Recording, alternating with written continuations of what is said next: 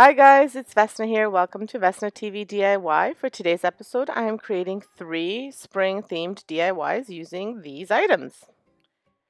I do also wind up using 2 garden picks, which are kind of like, they look like paint sticks, but they're the garden picks that I got at Dollarama, and some flowers to embellish the pieces, and a piece of burlap. Now, I am using the sign from the Dollar Tree. It's a fall sign. I'm using one of the calendars. It's the farmhouse calendar. And I am using an easel with a little canvas, a little terracotta pot, some jute rope, some white linen paint from Rust-Oleum, hot glue paintbrushes, black acrylic paint, cashmere acrylic paint, and a baby wipe. So kind of all stuff that you may have on hand if you're crafting. If not, you may have to pick up some of these things, but all very inexpensive. The reason I'm using the Rust-Oleum chalk paint is because I have it on hand and I like to use it when I use it for bigger pieces rather than the acrylic paint, but you could totally use acrylic paint if you wanted to. So for the first DIY, I'm going to be removing the paper off of this sign, and it is kind of like a little bit tougher to remove it. So you could wet it and it might come off more, but I worry about wetting it too much just because it is that chipboard and it might kind of damage it a bit. So just kind of keep that in mind. But I wanted this piece to be really rustic, so I remove the paper, but I don't remove all of it. And then you'll see after I paint, I kind of go back and I sand it down and I remove some more. But I am saving this pumpkin for the fall, for next season. I like to do that. I like to take off all the embellishments if I can. And the reason I started removing it originally was because it was coming off as it is. So I'm just removing it, just ripping it off, and then I sand it down a little bit to get as much as I can off. The main part was to get that glitter off. So because I didn't want any shininess or glitter coming through.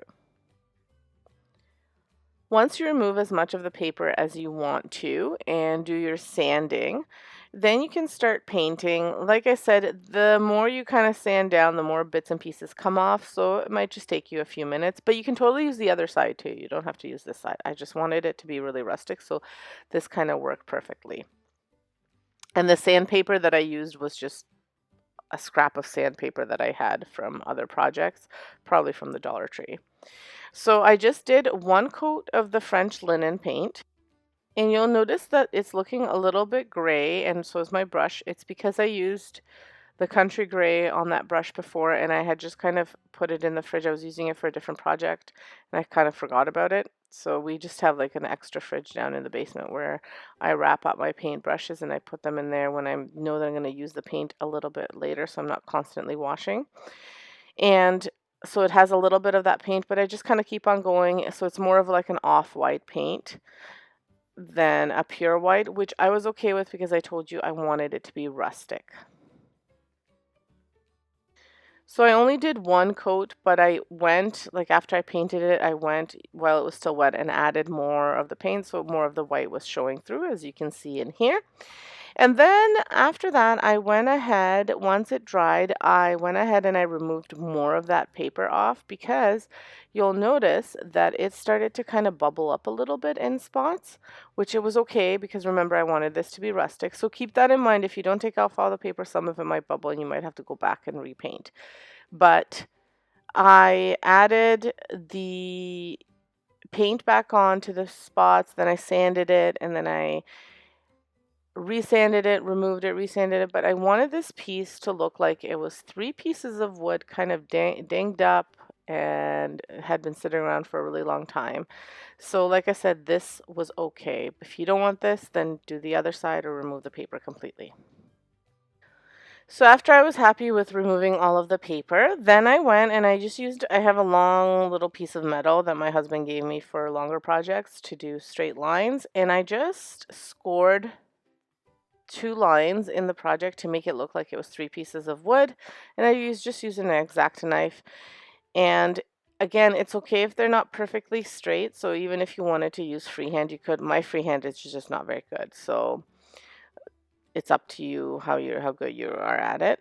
So I went and then I went over top with some white paint, some black paint, some cashmere paint, and I just kind of dry brushed on and off depending on how much or how little of the black or brown or whichever I wanted showing. Like I said, I wanted it to look aged and rustic, and I kept on having to go over top of the scored lines just because when the paint got in there, then it made it look like it wasn't there anymore. So I just went over top of them as I went.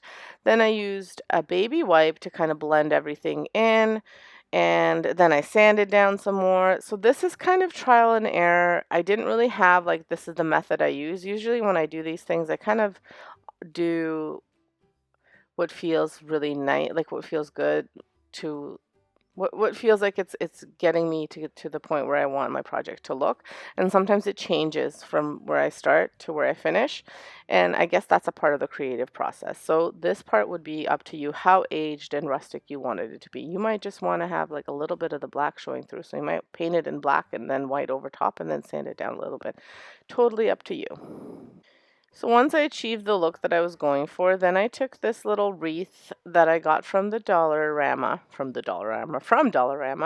and I just made it a little bit smaller. It's already wrapped up, but it's actually like a wreath garland.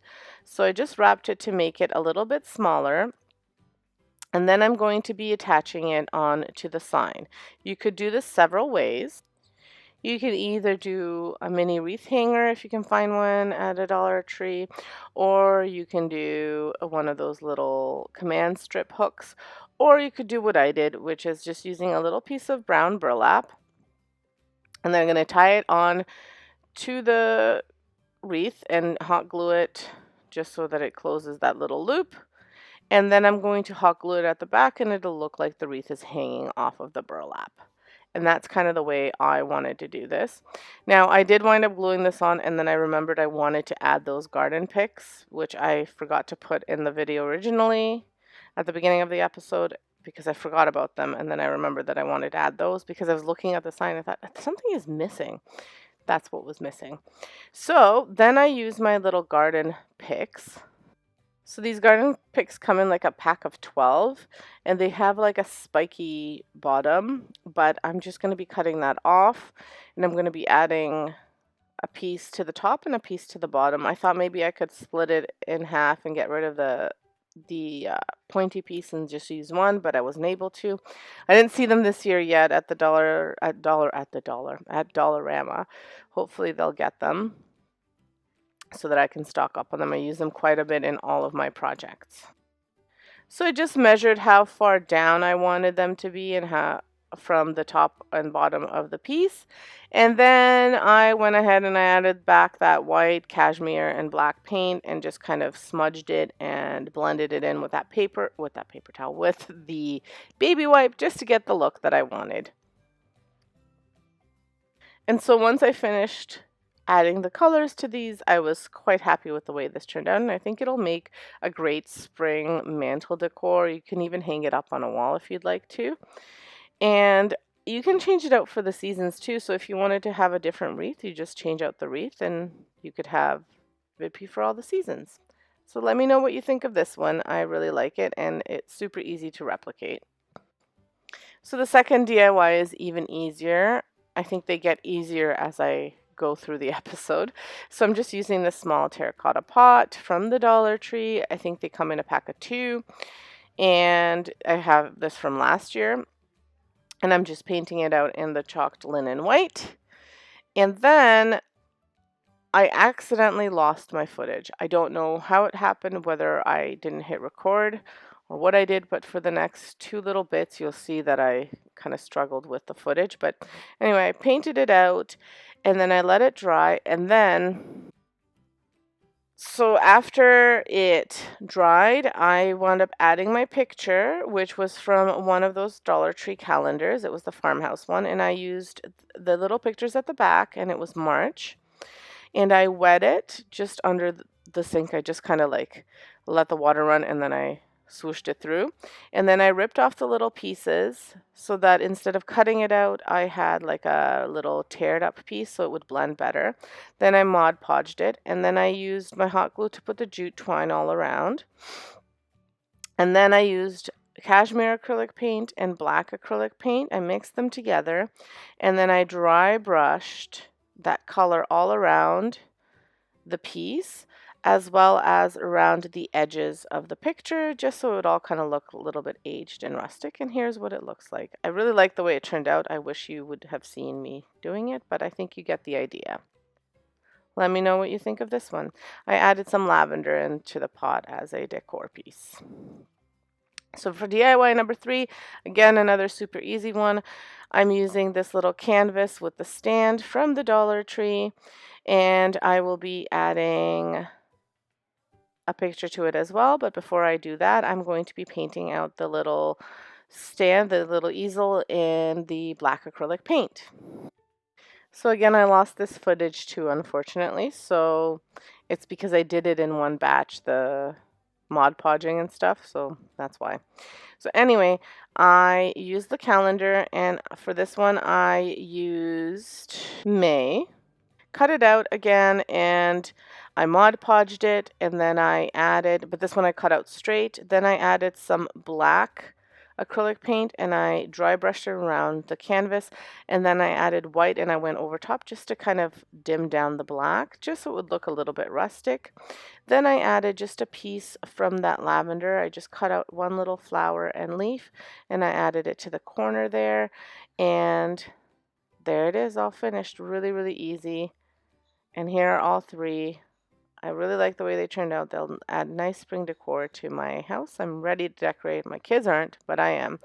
So let me know what you think, what your favorite one was. I'm sorry about the lost footage, but hopefully you get the idea. If you have any questions, please leave them in the comments below. Also, let me know which one was your favorites. I'd love to hear from you guys. And thank you so much for watching, and we'll see you next Sunday at 4 for another new episode. Thank you again. Have a great day, and don't forget to subscribe if you haven't subscribed, and hit that big like button as well. Thank you.